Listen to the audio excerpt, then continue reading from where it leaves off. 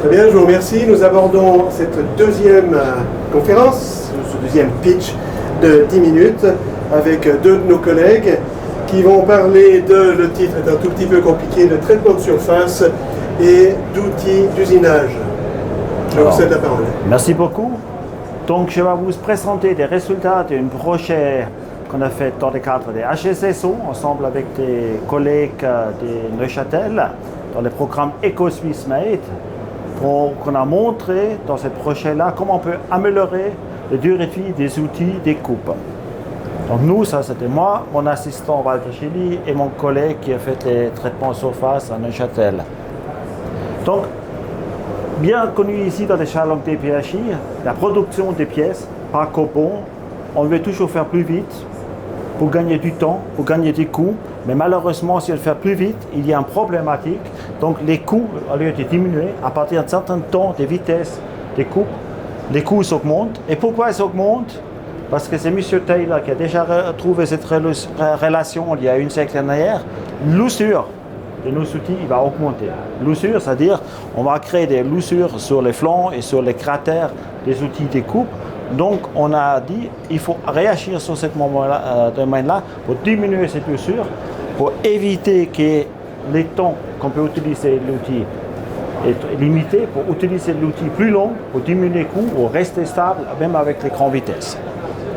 Donc l'idée derrière de ce projet-là, combiner deux technologies totalement différentes. Une, c'est améliorer les couches très très dures à la surface avec une nouvelle méthode de dépôt high beams par spattering. Et l'autre, est structurer ces outils avec un laser de picosecondes.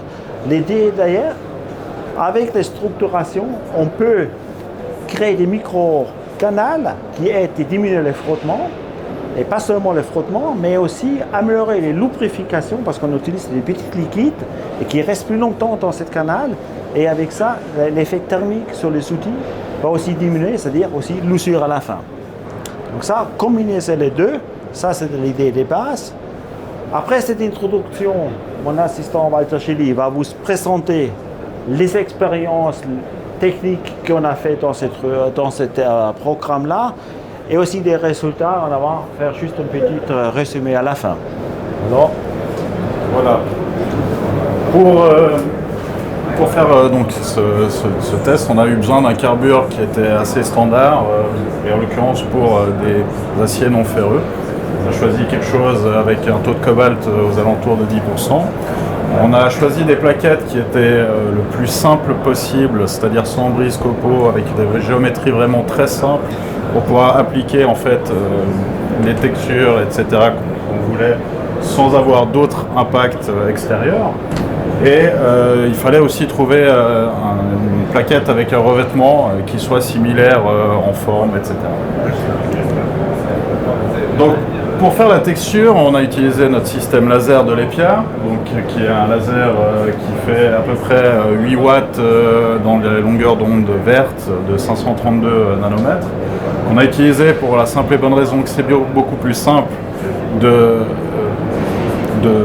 visualiser finalement le laser au moment de la mise en place pour l'usinage. On arrive avec ce genre de laser et un scanner à obtenir des vitesses de 2 mètres secondes et on a une lentille, donc ce qu'on appelle une lentille f-θ qui permet de focaliser finalement le faisceau de 100 mm de diamètre. On a un petit logiciel de contrôle qui permet en fait de balayer le faisceau à travers le scanner. Et ce logiciel, c'est SCAPS, un logiciel assez connu dans le monde de l'usinage laser. Au niveau de ce qu'on a obtenu pour les textures, donc on voit ici, on a une texturation qui est perpendiculaire à l'arête de coupe, donc une profondeur à peu près de 10 microns, un espacement de 120 microns pour une largeur de rainure de 80 à 90 microns. Donc c'est une texture qu'on a choisie par rapport à une série de publications qu'on a pu lire pour finalement choisir ce qui semblait être le plus intéressant pour nous. Au niveau de la texturation laser, donc on est sur un laser picoseconde. C'est très important puisque on est tout juste dans la zone d'ablation froide finalement. Donc il a fallu quand même vérifier ce qu'on émettait comme théorie. Et on a fait donc une analyse une analyse métallurgique finalement pour vérifier la présence des éléments principaux du carbure.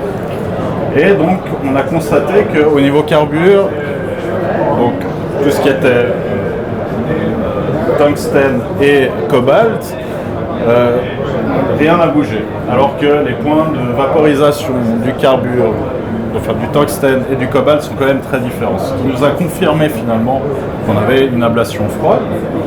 Par contre, on a pu obtenir un résultat au niveau du cuivre qui... alors il y avait du cuivre et après analyse, il n'y en avait plus. Donc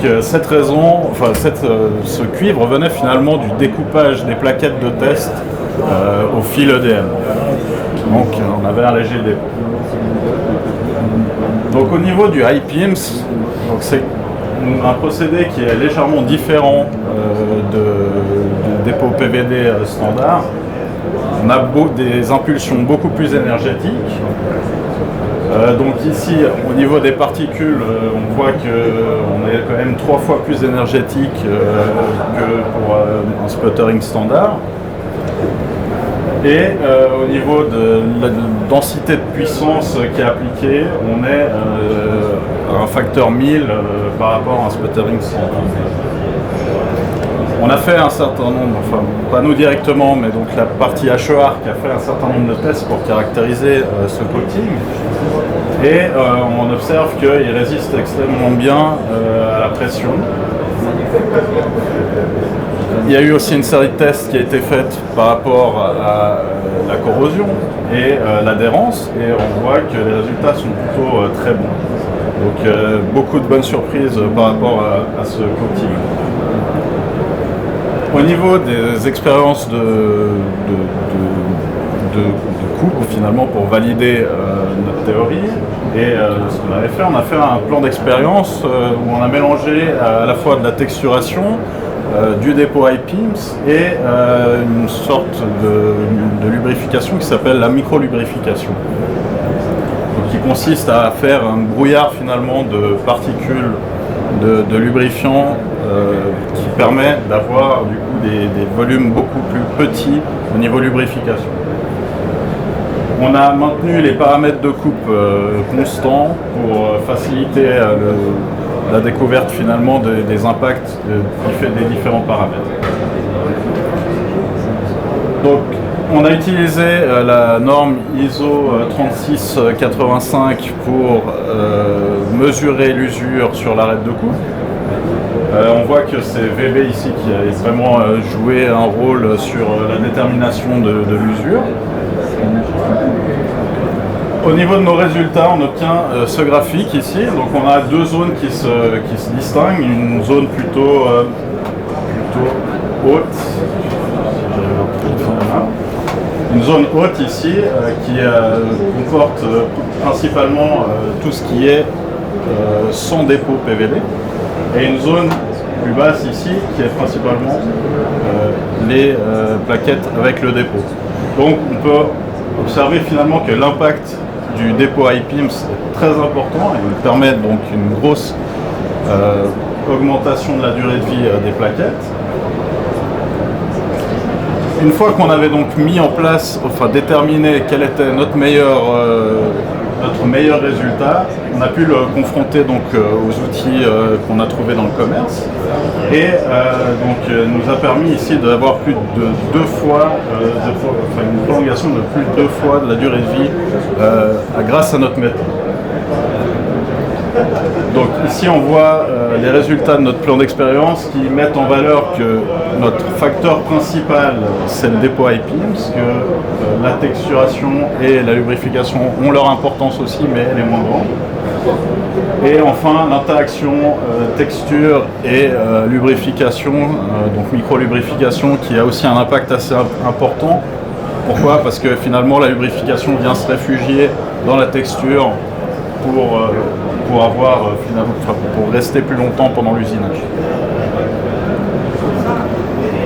Ok.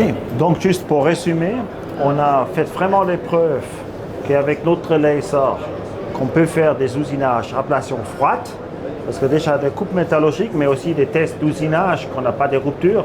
Si c'est thermique, on a des micro-fissures et tout ça, les durées de vie des outils vont être diminuées. On a fait les preuves qu'on augmente. On a aussi mis en évidence déjà la combinaison des texturations et des dépôts des couches high beam, c'est un grand impact. Bien sûr, la texturation, on n'a pas encore optimisé, on a pris des littératures, certaines publications, on n'a pas encore cherché de ça. Ça, c'est des suites des projets en cours d'améliorer la lubrification. Donc là, on a des grands espoirs aussi, déjà des pré-tests qui vont dans cette bonne direction. Donc, merci beaucoup et n'hésitez pas, chez des publications là, à nous contacter pour la suite.